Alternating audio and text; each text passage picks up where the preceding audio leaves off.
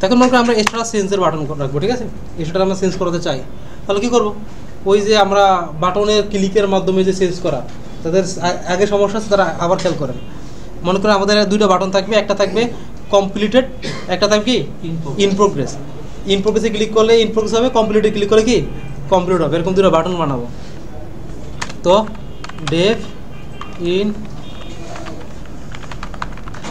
Progress request, আর অবশ্যই একটা ID লাগবে, তাই না?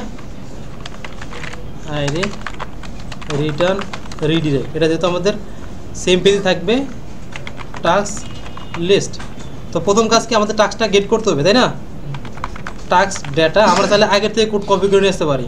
কোন টাস্ককে আমরা আপডেট করব সেটাকে প্রথমে মডেল থেকে গেট করো, কিসের রেফারেন্সে? আইডি রেফারেন্সে।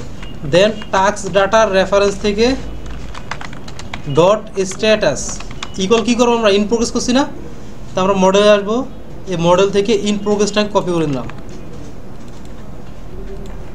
দিয়ে দিলাম। তারপরে টাস্ক ডেটা ডট সেভ, কাজ শেষ। In progress done.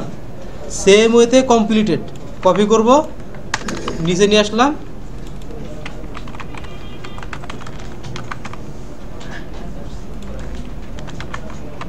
সেম কাজ, জাস্ট এখানে কী দেবো, কমপ্লিটেড দিয়ে দেবো। মডেল আসলাম, কপি করলাম, এটাকে দিয়ে দিলাম, ডান। ঠিক আছে, দুটো ফাংশন হয়ে গেছে আমাদের। এগুলো তো ক্লিয়ার, তাই না? ওকে, এবার আমরা কি করলাম, এই ওকে ঠিক আছে, এইটা কপি করে ইউআরএলসে আসি। এখন আমরা চাইলে এই পার্টটাকে কপি করে নিতে পারি,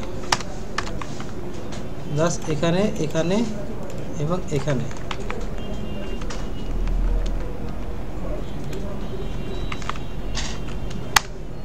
দিয়ে দিলাম। সেমভাবে এটা ক্ষেত্র কমপ্লিট টাস্ক, মানে একটা শর্টকাট বললাম আর কি, চোরামি। ওকে ঠিক আছে, দুইটা ইউআরএল ডান। এখন টাস্ক লিস্টে এসে এখানে আমাদের ইয়ে করতে হবে, অ্যাঙ্কর ট্যাগের ভিতরে এটা লিখা ইন প্রোগ্রেস, আরেকটা আমাদের কি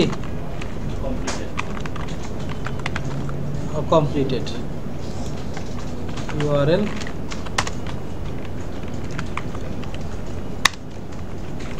ডাটা ডট কি আইডি, সেমভাবে এখানে ইউআরএল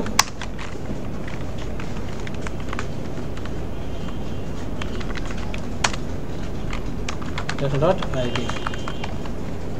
আমরা আসলাম, রিফ্রেশ দিলাম, ইন প্রোগ্রেস আছে, আমি এটা কমপ্লিট করব, ক্লিক করলাম, কমপ্লিট হয়ে গেছে, তাই না?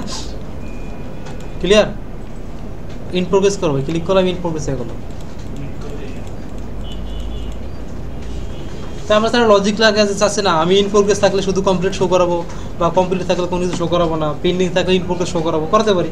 এগুলো জানি তো আমরা, মানে আপনি দুইটা বাটন না, যে কোনো একটা বাটন শো করাবেন। যদি পেন্ডিং থাকে ইন প্রোগ্রেস, যদি ইন প্রোগ্রেস থাকে কমপ্লিটেড, শেষ। এখানে আসবো, if data dot status equal equal কি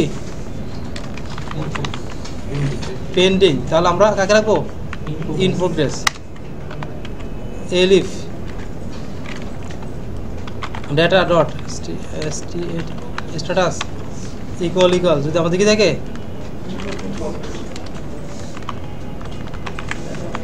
প্রোগ্রেস, তাহলে আমরা কি করবো, এটাকে শো করাবো। এখন আমার একটা বাটন আসবে, কমপ্লিটেড আছে, ক্লিক করলাম, কমপ্লিট হয়ে যাবে, কোনো বাটনই শো হবে না আমার। বুঝলো? বুঝতে পারছি। এখন আমরা আরেকটা টাস্ক অ্যাড করি, আমরা এখানে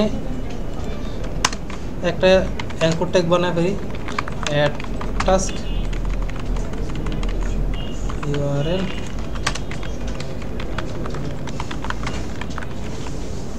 দিলাম, অ্যাড টাস্কে ক্লিক করলাম, টাস্ক টু